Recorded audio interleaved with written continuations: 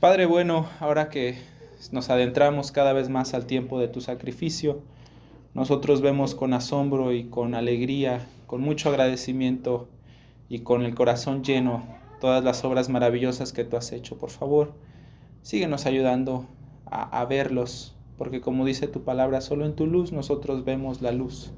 Solo en tu luz nosotros podemos ver lo que realmente has hecho y comprenderlo y atesorarlo y permitir que nuestra voluntad sea transformada para que te dé gloria a ti. Así que por favor, ahorita que vamos a estudiar, danos un corazón dócil, ayúdanos y haznos obedientes a ti. Especialmente ayúdanos a honrar lo que tú has hecho, recordándolo, Señor, con amor, con agrado y viviendo por ello cada día. Te lo pedimos en el nombre de Jesús. Amén. Bien, este es uno de los pasajes de los que podríamos hablar durante meses y meses y meses y no acabaríamos. Este pasaje de Marcos 14, desde el versículo 12 hasta el 26, es conocido por muchos como la Cena del Señor. Se han escrito muchos libros acerca de la Cena del Señor. La Cena del Señor es algo que es sumamente significativo en el cristianismo y hoy nos toca a nosotros estudiarlo y vamos a intentar hacerlo en unos cuantos minutos. Así que no intentaré ser muy profundo, pero sí intentaré rescatar lo que es más importante de esto. Cuando estaba yo estudiando esto, la verdad me acerqué con mucho temor precisamente por lo significativo que es este pasaje. Yo quería y oré pidiéndole al Señor que me diera lo que ustedes necesitaban escuchar. Como les dije, hay mucho que se ha hecho de la Cena del Señor, podría haber dicho muchas cosas, pero creo que lo que vamos a hablar hoy es en lo que se centra el pasaje y es lo que vamos a hacer. Otra cosa que también quiero decir a manera de introducción respecto a este pasaje es que nosotros en nuestra iglesia tenemos dos ordenanzas, dos cosas que el Señor Jesús nos mandó específicamente que hiciéramos. Una es el bautismo, que ya hemos hablado de eso por un buen tiempo, y esta es la segunda, que nosotros le recordemos comiendo pan y bebiendo vino. Así que hoy estudiaremos esto y durante muchos años esta evento que nosotros tenemos aquí, que nuestra Biblia llama la Cena del Señor, ha tenido varios nombres. Algunas personas lo han llamado la comunión y otros lo llaman Eucaristía, que Eucaristía es un vocablo griego que simplemente significa agradecimiento. Se toma de cuando el Señor Jesús toma el pan y el vino y da gracias. Entonces de ahí viene el nombre Eucaristía. ¿Estamos bien? La Iglesia Católica ha usado estos nombres y los ha corrompido de una manera horrible, pero que la Iglesia Católica haya hecho esto no significa que nosotros debemos de privarnos de lo que Dios nos ha heredado. Y no significa que nosotros debamos de quitarlo y de no disfrutar de las bendiciones que el Señor ha preparado para nosotros. Así que vamos a hacerlo de la mejor manera posible hoy. ¿Sale? Así que vamos a empezar a revisar el texto. Estamos estudiando Marcos 14 del 12 hasta el 26 y vamos a empezar con lo que yo he determinado que son los preparativos de la cena. Esos preparativos están desde el versículo 12 hasta el versículo 16. Dice, el primer día de la fiesta de los panes sin levadura. La fiesta de los panes sin levadura y la Pascua están tan íntimamente relacionados que a veces se usan sus nombres así, de manera intercambiable. Hay 2 días, o había 2 días de fiesta, no porque se celebrara la Pascua un día y después otro día, o que fueran 2 días de fiesta. Lo que pasa es que había 2 días de fiesta porque los judíos de Galilea celebraban la Pascua el día jueves. Y los judíos de Judea, donde estaba la ciudad de Jerusalén, Galilea está en el norte de Israel, Judea está en el sur. Los del sur los celebraban el día viernes. Y esto no tanto porque unos quisieran escoger su día y otros otro, sino porque había una diferencia en cómo contaban los días. Los del norte, los de Galilea, lo contaban de amanecer a amanecer, y los de Judea de atardecer a atardecer. Y esto es muy significativo para nosotros y tiene una importancia porque precisamente esto, que la Pascua se pudiera celebrar el jueves y el viernes, le permitió al Señor tener un tiempo especial con sus discípulos, donde Él pudo instruirles de muchas cosas que necesitarían para el futuro, instruirles de lo que iba a pasar y también instruirles acerca de su reino, instruirles dándole una promesa muy importante que es la promesa del Espíritu Santo. Todo eso que les estoy diciendo viene en Juan, en el capítulo 13 hasta el versículo 16 y termina con una gran oración sacerdotal que hace el Señor Jesús en Juan 17. Ahora, esto es importante por esa razón, porque le permite al Señor Jesús pasar tiempo con sus discípulos, de manera que les instruye, y al mismo tiempo le permite morir como el Cordero Pascual. Le permite hacer las dos cosas. Ahora, ¿cómo? Decir, Carlos, ¿y tú cómo sabes esto? ¿Cómo sabes que los judíos hacían así un día y así? ¿Cómo, no, te echas tus charrotas? La verdad no es así. Hay documentos, por ejemplo, como la Mishnah judía, que es un documento que habla específicamente del comportamiento de los judíos durante las fiestas, y también tenemos otros escritos del historiador Josefo, por ejemplo. De ahí sacamos esta idea. Ahora, el hecho que tenemos hoy aquí delante de nosotros es una de las cosas más significativas en el cristianismo. Este pasaje se registra en los 4 evangelios: Mateo, Marcos, Lucas y Juan. Cuando nosotros hemos revisado pasajes paralelos, nos hemos dado cuenta que a veces se menciona en Marcos y a veces en Mateo, a veces nomás en Marcos, a veces en Mateo y en Lucas, a veces en Mateo, Marcos y Lucas, pero este es de los 4. Y la verdad, el Nuevo Testamento dedica mucho, mucho, mucho de su enseñanza a este evento, no solamente en los evangelios, sino también en las cartas de Pablo. Hace ratito estábamos hablando, Tavo y yo, de una parte de Hebreos que también incluye este texto. Así que es bastante lo que hay que decir a nivel de la Biblia, más aparte de los escritos que ha habido, más aparte de las prédicas que ha habido. Es muchísima información, es muchísimo. Y este es un texto que es muy profundo. Así que en este primer día de la fiesta de los panes sin levadura, dice, cuando sacrificaban el cordero de la Pascua, sus discípulos le dijeron a Jesús: oye, ¿y dónde quieres que nosotros vayamos a preparar la Pascua para que comas? Esta es una pregunta pues muy normal. La Pascua se había celebrado en Israel por 1500 años ya, y pues nosotros estamos por celebrar Navidad, y nosotros, conforme va llegando el día, nosotros vamos haciendo preparativos, ¿cierto? Ellos también. Se llega el día y dice, oye, ¿luego qué vamos a hacer? ¿Dónde comemos? Somos 13, somos un grupo considerablemente grande. ¿Dónde nos vamos? ¿Cómo le hacemos? Bien, el Señor Jesús les da ciertas instrucciones en el versículo 13. Pero antes quiero decirles algo de la Pascua. Recuerden que los judíos celebraban la Pascua recordando cómo ellos fueron salvados y rescatados de su esclavitud en Egipto, de cómo Dios, por la muerte de un cordero, les permite a ellos ser salvados del ángel de la muerte cuando ellos pintaron los dinteles de su casa con la sangre del cordero. ¿Recuerdan eso? Entonces Dios les pidió que comieran el cordero rápidamente, y por eso hicieron panes sin levadura, y por eso la fiesta era así. Se celebraba sacrificando un cordero, recordando la liberación de Dios en Israel, comiendo panes sin levadura para recordar lo rápido que Dios los liberó y lo dispuestos que tenían que haber estado para salir de Egipto. Bien, la Pascua es una fiesta que les recuerda a los judíos la liberación de Egipto. Tengo un amigo que es judío, se llama Carlos igual que yo, y él sigue celebrando la Pascua, ¿sale? Y él la recuerda así. En este día, hermanos, era necesario sacrificar el cordero de la Pascua.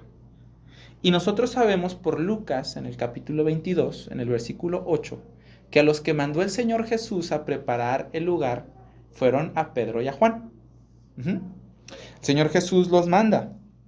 Y ellos le preguntan, ok, ¿y dónde vamos? Y el Señor les da estas instrucciones. Vayan a la ciudad y les saldrá al encuentro un hombre que lleva un cántaro de agua. Vayan y síganle. Esto es muy poco común, porque esta actividad de llevar el cántaro con agua era una actividad que usualmente hacían las mujeres. En caso de no hacer las mujeres, lo hacían los esclavos. ¿Ok? Entonces Jesús les dice, miren, van a ver a un hombre cargando un cántaro de agua, que no es común, y lo siguen, y donde llegue le preguntan al dueño de la casa, oye, ¿dónde va a comer el maestro la Pascua? ¿Se fijan que cómo vemos otra vez el señorío del Señor Jesús, que no dice, disculpe Señor, somos los discípulos de Jesús, queríamos ver a ver si nos da chance de que usted nos preste un cuartito, algo que no sea muy gravoso para usted? El Señor Jesús dice, vayan y pregúntenle, ¿dónde comerá el maestro la Pascua? El maestro dice eso. ¿Dónde está el aposento donde he de comer la Pascua con mis discípulos? Como si ya estuviera listo. Y él les mandará un gran aposento alto, ya dispuesto y preparado para nosotros allí. Esta parte que también acabamos de leer, yo quisiera decirles que es importante. Es importante que el Señor Jesús haya mandado a Pedro y a Juan. ¿Saben por qué? ¿Recuerdan quién ya estaba buscando la manera de entregar al Señor Jesús con los sacerdotes? ¿Por qué a Pedro y a Juan? ¿Por qué no fueron todos? ¿Por qué no?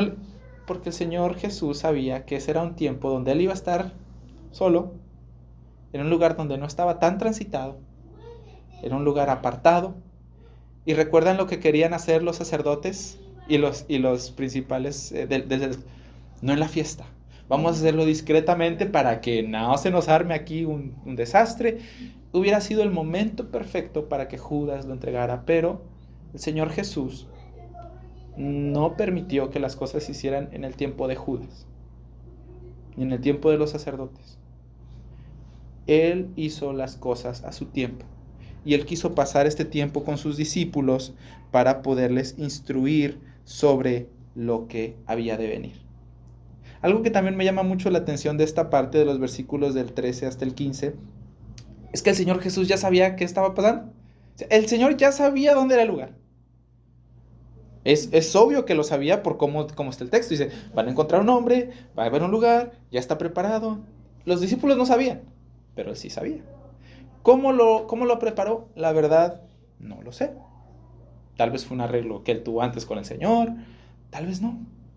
En todo caso, nosotros podemos ver la previsión del Señor y la provisión del Señor.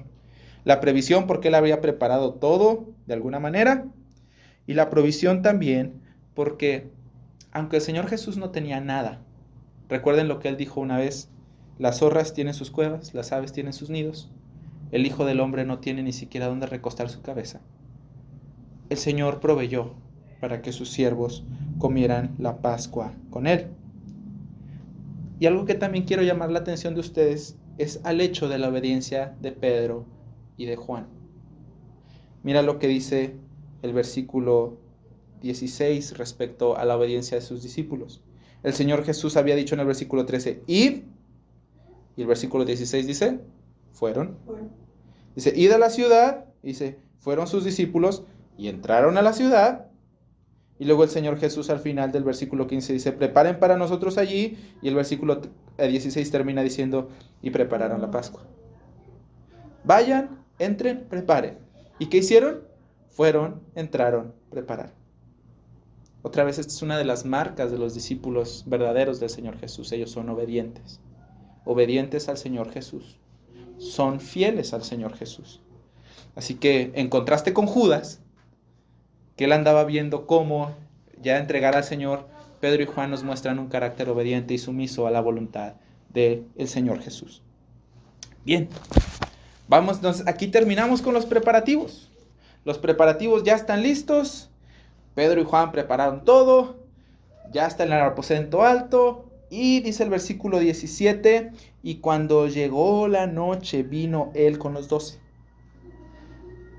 Este detalle que inserta Marcos me encanta, dice, y cuando llegó la noche, llegó él con los 12. Sin duda ese fue un tiempo bien oscuro en la vida del Señor Jesús. A partir de ese momento el Señor Jesús iba a ser traicionado, iba a llevarse a sus discípulos a orar, y sus discípulos lo iban a dejar solo, incluso cuando Él ya les había dicho que se había entristecido en gran manera. Ellos se quedaron dormidos. Fue arrestado, negado, abandonado por sus amigos, y Él oró al Padre hasta derramar sudor de sangre. Fue un tiempo bien difícil para la vida del Señor Jesús, este momento, muy difícil, como ninguno de nosotros va a soportar ni ha soportado nunca. Cuando llegó la noche, entonces el Señor Jesús vino con sus discípulos a comer la Pascua.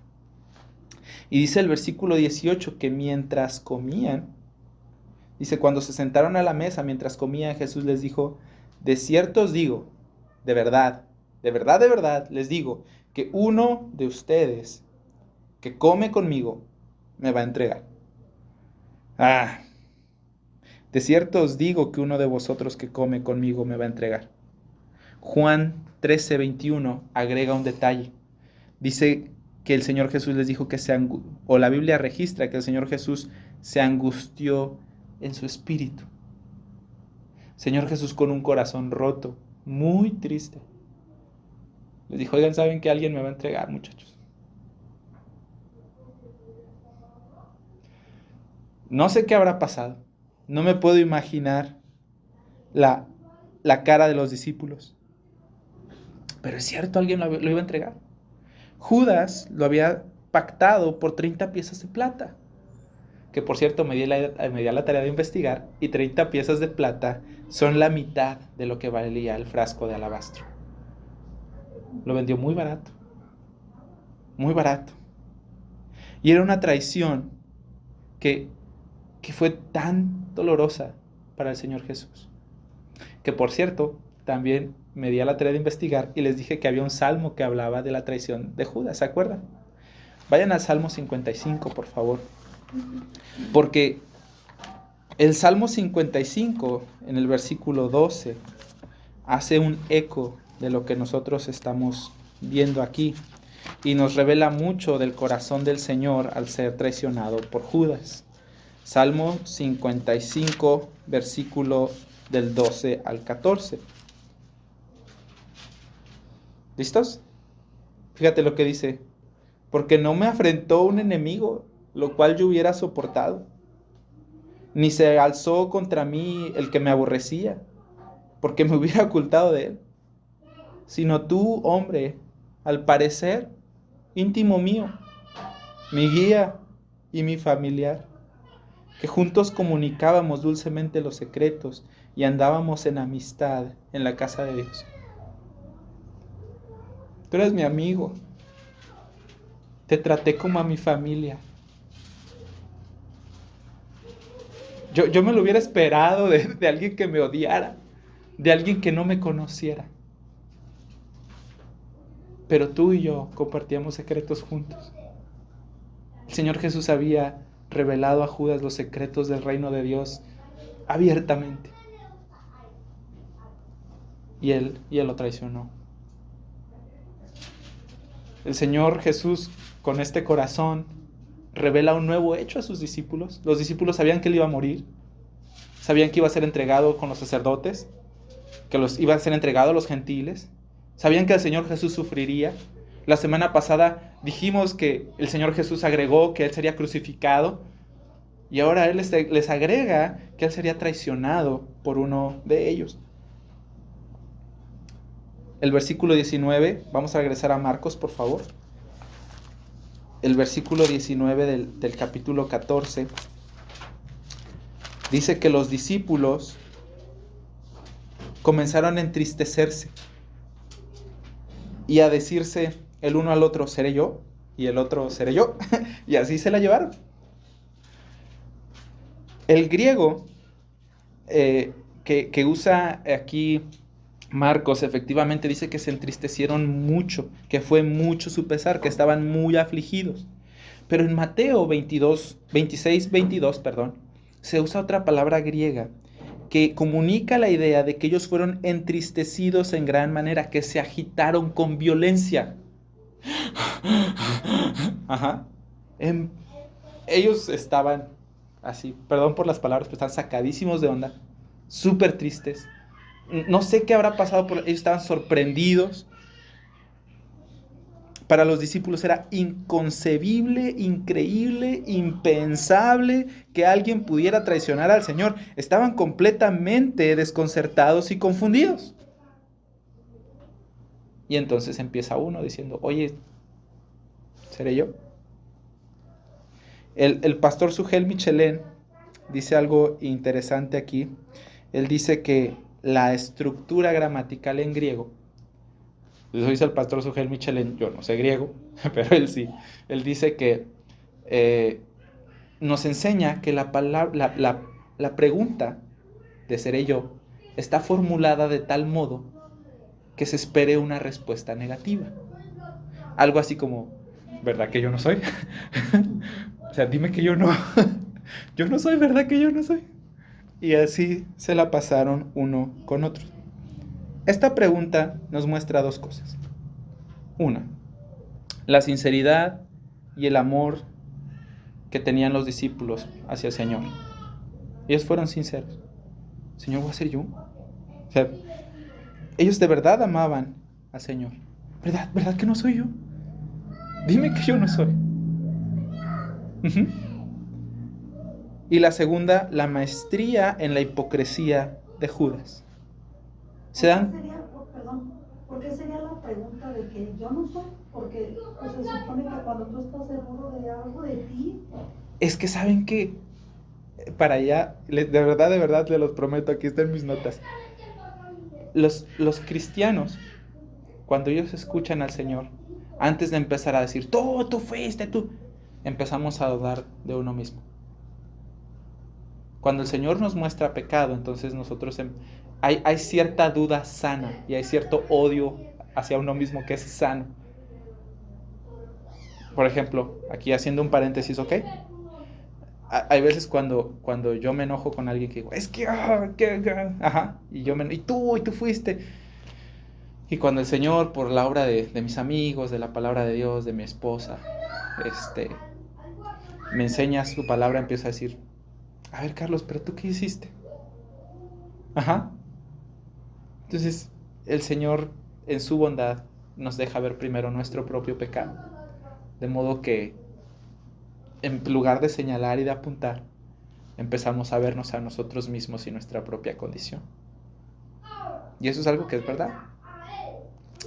Entonces los discípulos están así. Pero les decía que ellos de verdad amaban al Señor. Señor, ¿verdad que yo no soy? O sea, dime que yo no soy, por favor, porque yo no quiero hacerlo. O sea, yo no.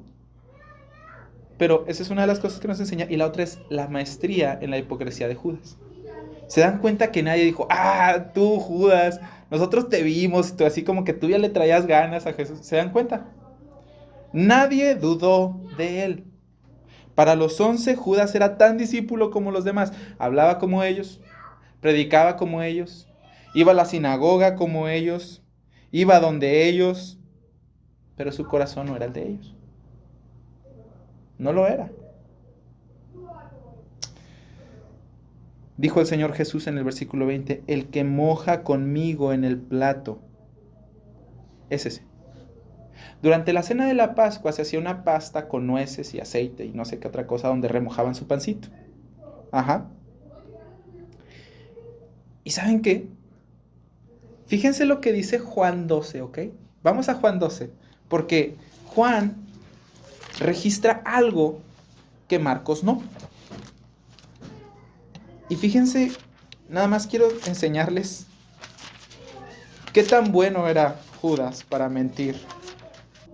13:21, perdonen, era el siguiente. ¿Sale? Juan 13:21. Escuchen. Habiendo dicho esto Jesús, se conmovió en espíritu y declaró y dijo, de cierto os digo que uno de vosotros me va a entregar. Entonces los discípulos se miraban unos a otros, dudando de quién hablaba. Y uno de sus discípulos, al cual Jesús amaba, estaba recostado al lado de Jesús. Este Este discípulo que Jesús amaba es Juan, ¿ok? Juan siempre se refiere a sí mismo como el discípulo al que Jesús amaba. Aquí está Juan, dice, y a este pues, a Juan, hizo señas Simón Pedro para que preguntase quién era aquel de quien hablaba. Entonces recostado cerca del pecho de Jesús le dijo, Señor, ¿quién es? Respondiendo Jesús, dijo, a quien yo diere el pan mojado, aquel es. Y mojando el pan, lo dio a Judas Iscariote, hijo de Simón. Y después del bocado, Satanás entró en él, en Judas, y entonces Jesús le dijo, lo que vas a hacer, hazlo pronto. Pero ninguno de los que estaban a la mesa entendió por qué dijo esto, porque algunos pensaban que puesto que Judas tenía la bolsa, era que Jesús le decía, compra lo que necesitamos para la fiesta, o que diese algo para los pobres. Cuando él, pues, hubo tomado el bocado, luego salió y ya era de noche. Nadie dudó de Judas nunca. Él era un maestro mintiendo por 3 años. Fue un hipócrita profesional y los discípulos nunca, jamás dudaron de él. Nunca. Ay, hermanos, qué lección tan valiosa para aquellos que viven con hipocresía su religión, ¿no creen? La religión del domingo, que vienes, te sientas, todo bien. Y hablas como cristiano, te comportas como cristiano, eres moral, no haces cosas malas, entre comillas, ¿no? No andas matando a nadie, no andas vendiendo drogas, pero son falsos cuando son probados. Qué lección tan grande para aquellos que viven su religión con hipocresía. Mi oración es que el Señor nos guarde de esto y que esto nunca nos acontezca. Y que si alguno de nosotros alguna vez o todavía lo hacemos, que nos arrepintamos ya. Porque el Señor nunca tuvo una buena opinión de los fariseos, ni de los escribas, ni de los sacerdotes, ni de Judas. De ninguno de ellos. Y eran las personas más religiosas, aparentemente, visiblemente. Nunca lo amaron. Nunca. Vamos a regresar a Marcos, ¿sí?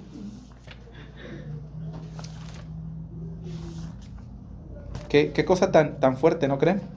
Esto de Judas. A mí se me pone la piel chinita cada vez que le damos por acá. El Señor en el versículo 21 dice al final: bueno le fuera a este hombre no haber nacido.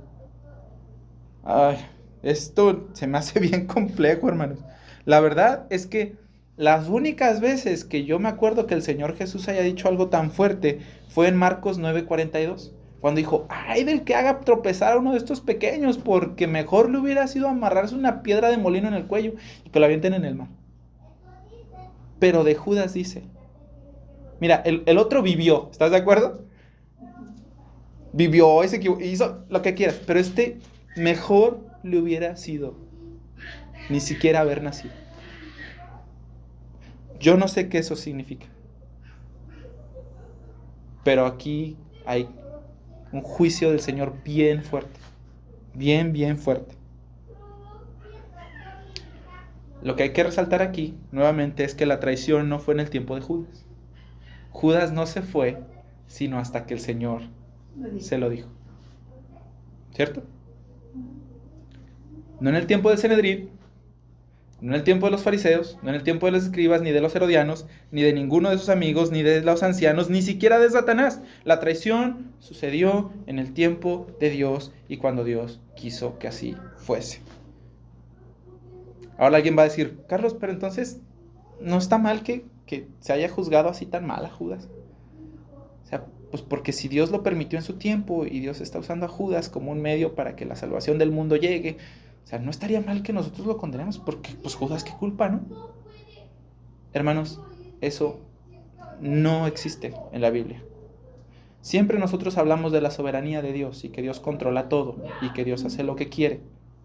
Pero eso no anula nunca, jamás nuestra responsabilidad. Nunca.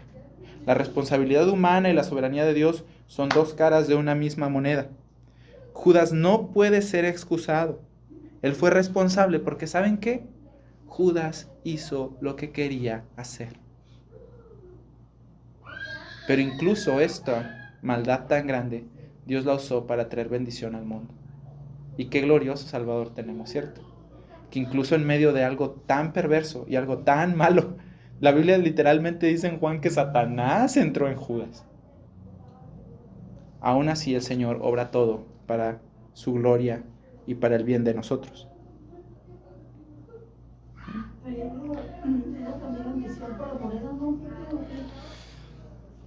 No sé. No puedo pensar en qué pensaba Judas para esto. No sé si fue la ambición. Muchas personas dicen que él esperaba un Mesías glorioso así un rey que hiciera la guerra y sacara y establecería el reino plenamente. Y cuando vio que Jesús iba a morir, se decepcionó y dije, ya no voy a seguir a este compa, un cuate que se va a morir. ¿Para qué andar ahí yo con un perdedor, no? Muchos dicen que el corazón de Judas fue orgulloso. La verdad no lo sé. No lo sé. Pero como les dije, qué lección tan grande nos da esto a nosotros. Sobrevivir un cristianismo de apariencias. Un cristianismo que no es de corazón. Un cristianismo de voy, me siento y escucho, pues porque es lo que tengo que hacer, y estoy medio bien en la semana y no hago nada más, y me aprendo los versículos de la Biblia y doy mi ofrenda y todo, pero nada más pasa, ¿no? Ahora, llegamos a un punto muy crítico, porque ya no estando Judas, entonces el Señor empieza a repartir pan. La Pascua tenía ciertos tiempos. Se comía pan en ciertos tiempos, se tomaba vino en ciertos tiempos, se cantaba en ciertos tiempos, ¿ok? Ahora que el Señor está con los 11, que sí son fieles, el Señor toma pan. Vamos a regresar a Marcos 14, y dice en el versículo 22, y dice, y mientras comían, Jesús tomó pan, y lo bendijo, y lo partió, y les dio. Esto es lo 100% tradicional en una Pascua judía. El padre de familia tomaba el pan, daba gracias a Dios, recordando la aflicción de Egipto, y les explicaba a su familia lo que había pasado, y entonces les daba para que ellos pudieran recordar la liberación de Dios y su aflicción en Egipto. Hasta ahí todo es tradicional. Nada cambia. Eso pasó por los últimos 1500 años. Pero ahora el Señor Jesús agrega algo.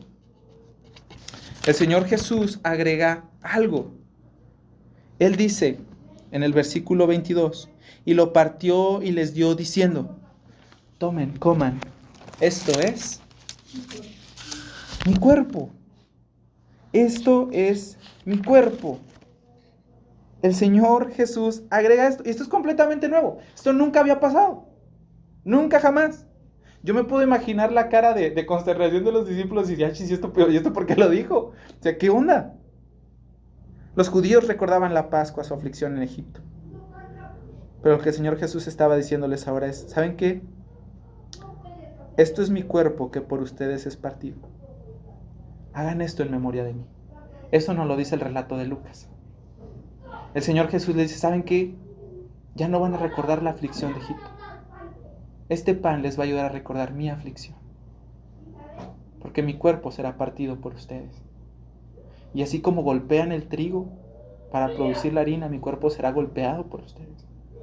Y así como el pan es metido en el horno, así mi cuerpo es metido en un horno de aflicciones y es entregado por ustedes. Y cada vez que ustedes coman este pan, Egipto ya no vendrá a la memoria, sino mi sacrificio. Porque lo de Egipto fue simplemente una sombra, una representación de lo verdadero que habría de venir y que ahora está delante de ustedes. Este es mi cuerpo que por ustedes es partido. Hagan esto en memoria de mí. Hagan esto en memoria de mí. Por eso, en las iglesias cristianas, nosotros celebramos algo que es llamado comunión o la cena del Señor. Porque el Señor Jesús nos ordenó, literal, que nosotros le recordásemos de ese modo.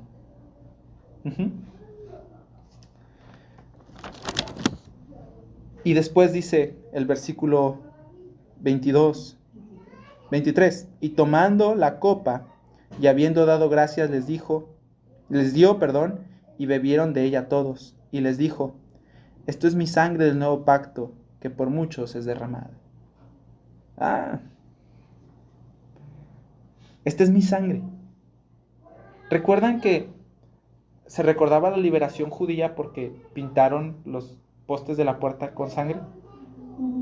Ya no recordarán esa sangre. Esta es mi sangre, la del verdadero Cordero de Dios, la que de verdad quita el pecado del mundo, el que de verdad los puede librar de la muerte eterna. El Cordero de Egipto, Era otra vez solo una sombra, una representación de aquello que es verdadera. Como si el Señor Jesús les estuviera diciendo, la verdadera salvación, el verdadero perdón, se da solamente por mí y por mi sacrificio que es para ustedes. Yo soy dado por ustedes. Mi sangre es dada por ustedes. Yo soy quien cargará con sus pecados y quien sufrirá todo hasta morir para que ustedes no mueran. Ese cordero que inocentemente sufrió para que ustedes no murieran, era una imagen que me representaba a mí, que yo verdaderamente moriría por ustedes. Y como dice Isaías, el castigo de nuestra paz fue sobre él. Y por sus heridas nosotros fuimos sanados. ¿Saben qué, hermanos? En el Antiguo Testamento era el sacerdote el que mataba al cordero. Pero respecto al Señor Jesús, nosotros leemos en Isaías, Jehová quiso quebrantarlo, sujetándolo a padecimiento. Fue Dios mismo quien tomó a su Hijo como un sacrificio para expiar el pecado del mundo. Y algo que yo quiero animarte a ver, un pequeño detalle que está ahí, es la última palabra del versículo 23. Y tomando la copa y habiendo dado gracias, les dio de ella, y bebieron todos. Todos. Y tú vas a decir, Carlos, ¿y esto por qué es importante? Bueno, porque eso significa que tú y yo estamos unidos por ese vínculo. Todos tomaron de la copa. Todos tomaron de la copa. Tú y yo estamos unidos por ese vínculo y también estamos unidos a Él por ese vínculo. Esto es grandioso. Porque eso significa que tú y yo tenemos una unión más fuerte que incluso la que tenemos con nuestros hermanos de sangre. La unión tuya y mía trasciende incluso nuestra vida aquí. ¿Entiendes? Y esa unión todavía es mayor porque nos une a Dios mismo. Nos une a Dios mismo. Todos beberán de ella. Dice el Señor Jesús en el versículo 24, le dijo, esto es mi sangre. Ahora ustedes recordarán mi sangre, dice el versículo más adelante. ¿Mi sangre de qué? Del nuevo pacto. Esta es mi sangre del nuevo pacto. ¿A qué se refería el Señor Jesús con eso? ¿Sangre del nuevo pacto? ¿Cuál pacto? Pues ¿cuál era el viejo? ¿Y por qué este es nuevo? ¿Y por qué el Señor inserta estas palabras aquí? Eso es importante, muy, muy, muy importante para nosotros. Por favor, vayan al libro de Jeremías. Están Salmos, Proverbios, Eclesiastés, Cantares, y luego Isaías, y luego Jeremías. Jeremías 31. Y vamos a revisar el versículo 31. Jeremías 31, 31. ¿Listos? Dice, y he aquí vienen días, dice Jehová, en los cuales haré un nuevo pacto con la casa de Israel y con la casa de Judá. ¿Te das cuenta? Un nuevo pacto. Dice, no como el pacto que hice con sus padres el día que los tomé de la mano para sacarlos de la tierra de Egipto. ¿Cuál es ese pacto? ¿Cuál es el pacto que celebró Dios cuando los sacó de la tierra de Egipto? ¿Te acuerdas del Sinaí? ¿Y te acuerdas cómo Moisés subió al monte y bajó con 2 tablas de piedra para que las obedecieran? Ese era el pacto. Dios los hizo su pueblo y les dio una ley que obedecer. Pero ¿saben qué? En ese pacto, en el antiguo pacto, nosotros nunca podíamos haber estado cerca de Dios. Constantemente en la ley de Moisés se nos dice, ustedes deben de purificarse porque si no, no pueden entrar al templo. Y ustedes deben de lavarse porque si no, no pueden entrar al templo. Y ustedes tienen que ofrecer un sacrificio porque si no, no pueden entrar al templo. Y si ustedes no hacen esto, van a morir. Y si ustedes no hacen y constantemente hay un montón de barreras para poder acercarte a Dios. El antiguo pacto nosotros nunca pudimos estar cerca de Dios. En el antiguo pacto la ley siempre nos acusó. No robarás. ¿Sabes qué dice? Yo robé el otro día, soy un ladrón.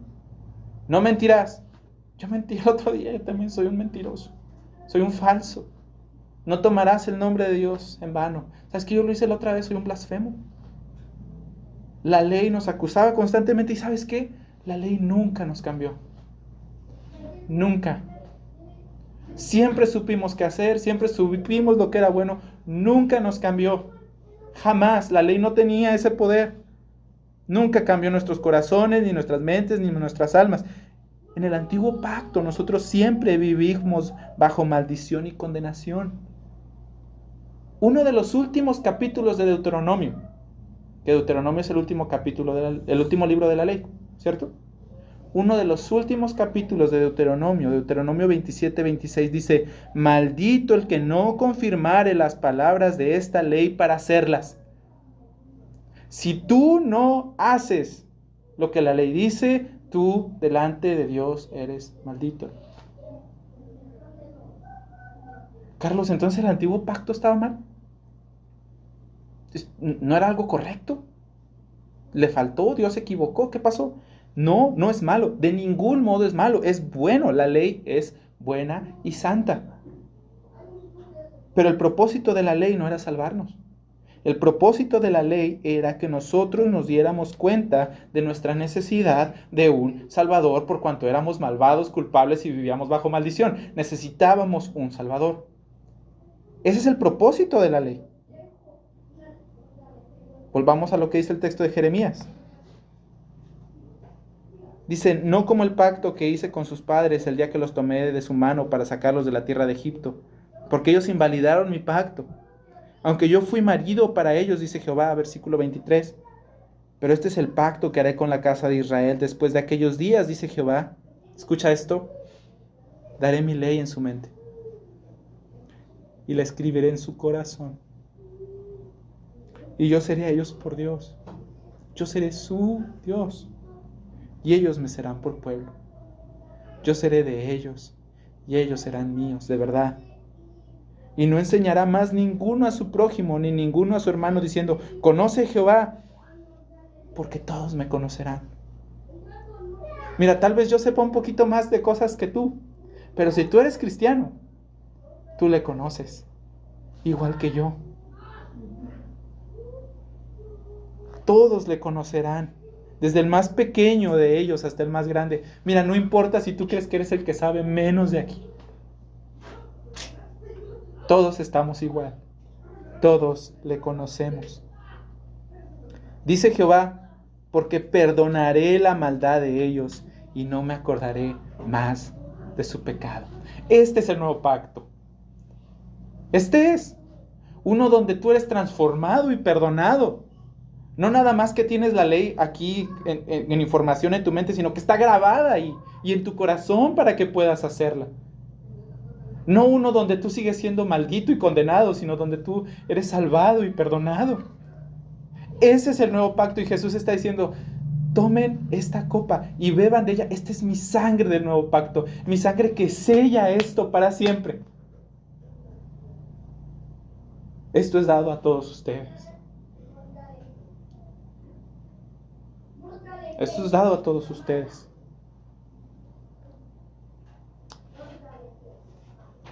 Hermanos, hay personas que dicen que Jesús es la parte más importante de su vida.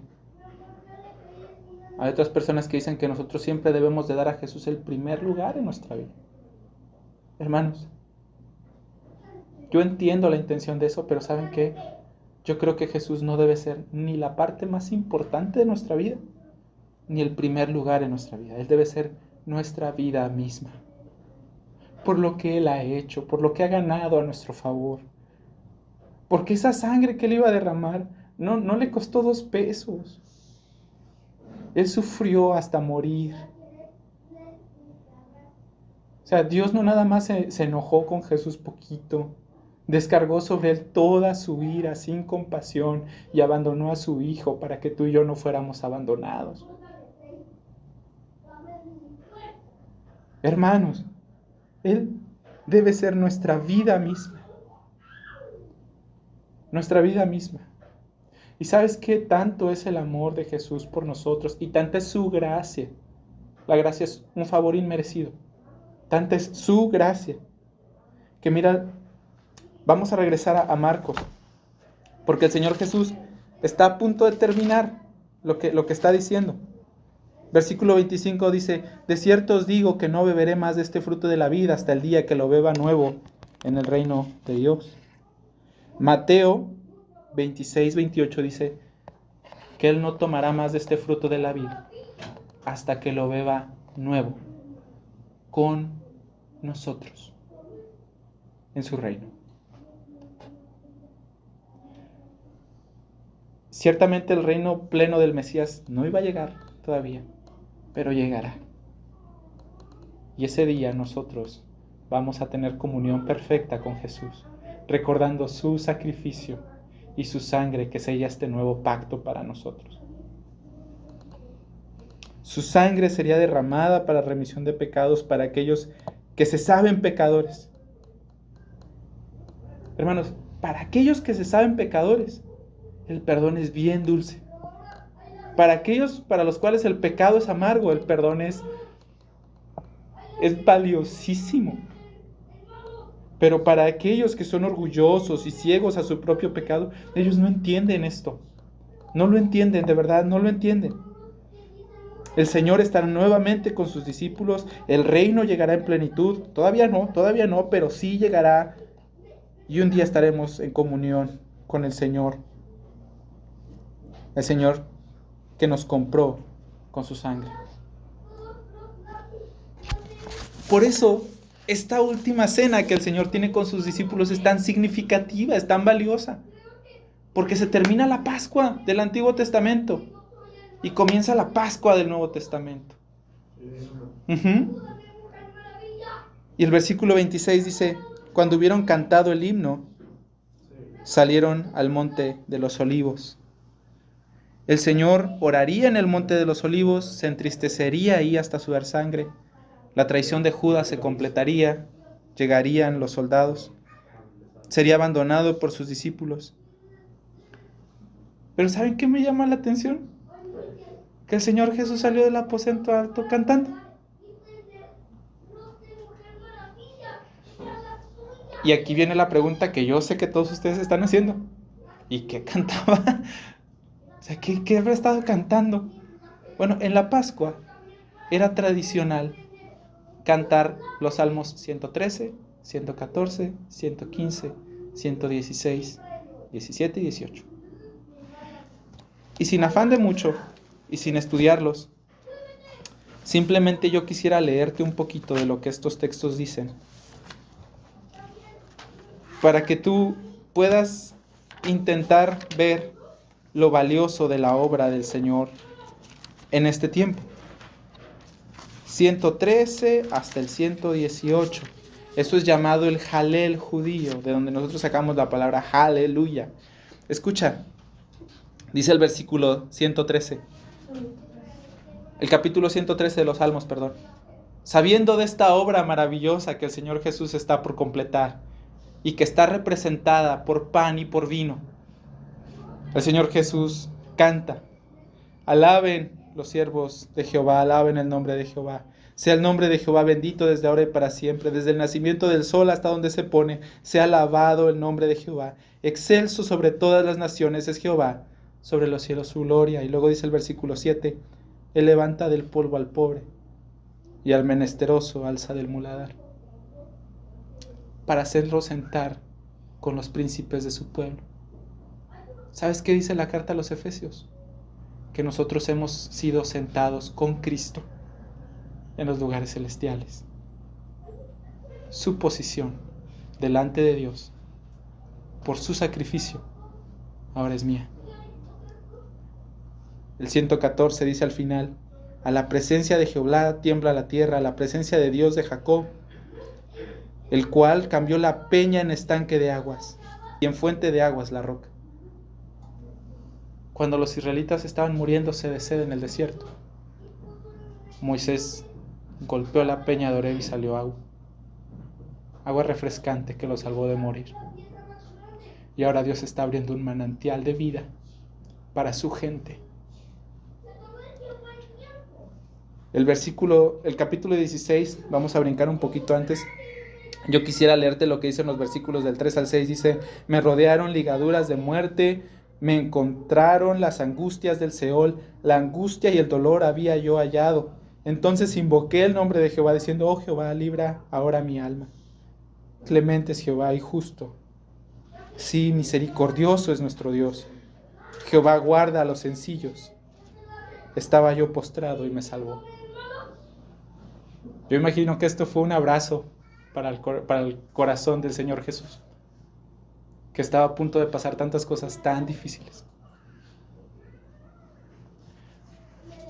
El capítulo 117 de los Salmos dice: alaben a Jehová, naciones todas, pueblos todos, alábenle, porque ha engrandecido sobre nosotros su misericordia, y la fidelidad de Jehová es para siempre. Aleluya. Y el Señor, en medio de su aflicción y su dolor, está recordando la salvación de Dios para el mundo y adorándole por ello. El capítulo 18 dice: alaben a Jehová porque Él es bueno, porque para siempre es su misericordia. Dígalo ahora Israel, porque para siempre es su misericordia. Diga ahora la casa de Aarón, que para siempre es su misericordia. Díganlo ahora los que temen a Jehová, que para siempre es su misericordia. La misericordia de Dios había venido al mundo, y el Cordero de Dios está a punto de ser ofrecido por la misericordia de Dios para la salvación del mundo. El capítulo 118 sigue hablando de cómo el salmista invoca a Jehová y le responde, y que ahora ya no temerá lo que el hombre pueda hacer, que Jehová estará con él, que mejor es confiar en Jehová que confiar en el hombre, que aunque todas las naciones lo rodearon, Él las destruirá. Dice el versículo 11: me rodearon y me asediaron, mas en el nombre de Jehová yo las destruiré. Me rodearon como abejas, se enardecieron como fuego de espinos, mas en el nombre de Jehová yo las destruiré. Me empujaste con violencia para que cayese, pero me ayudó Jehová. Mi fortaleza y mi canción es Jehová. Él me ha sido por salvación. Y recordar estas palabras del Jalel, yo me imagino para el Señor Jesús ha de haber sido un ánimo tremendo en medio de las cosas que iban a venir. Hermanos, si ustedes han confiado en Cristo y en su sacrificio, sepan, entiendan que ustedes han sido perdonados de verdad. Perdonados de verdad. Su salvación, hermanos, es un don, y es un don precioso, por el cual ahora ustedes han sido aceptados plenamente delante del Padre como justos. ¿Ok? La justicia de Jesús ha sido dada para ustedes, porque Él tomó sus transgresiones y sus pecados. Ustedes no pueden ser más amados por Dios de lo que ya son. Ustedes son perfectamente amados y declarados justos delante del Padre, si ustedes son cristianos. Y escúchame bien, no hay nada, no hay nada que ustedes puedan dar a cambio de eso, o que sea suficiente para agradecer lo que Él ha hecho por ustedes. La verdad, no hay nada que tú puedas dar. Tú vas a decir: Carlos, ¿y entonces qué hago? ¿Cómo yo puedo responder a la bondad de Dios? ¿Cómo puedo entonces yo mostrar a Dios mi alegría y mi entendimiento del valor de lo que Él ha logrado por su sacrificio a mi favor? ¿Qué hago pues? Si no le puedo retribuir, ¿qué hago? Esta es mi mejor respuesta. Vive en la alegría de la libertad y el perdón que Él te ha dado. Vive así. Compártelo con otros. Haz y di todo lo que le dé gloria por lo que Él ha hecho por ti. Disfruta de su amor. Ámale con todo tu corazón. Y vive de manera que no contradigas lo que Él ha hecho para salvarte. Yo estoy seguro que para cada uno de nosotros eso significa algo distinto. Pero es lo mejor que te puedo decir. Vive y di de modo que no contradigas lo que Él ha hecho para salvarte. Porque Él lo merece. Porque Él dio hasta la última gota de su sangre para que tú no murieras.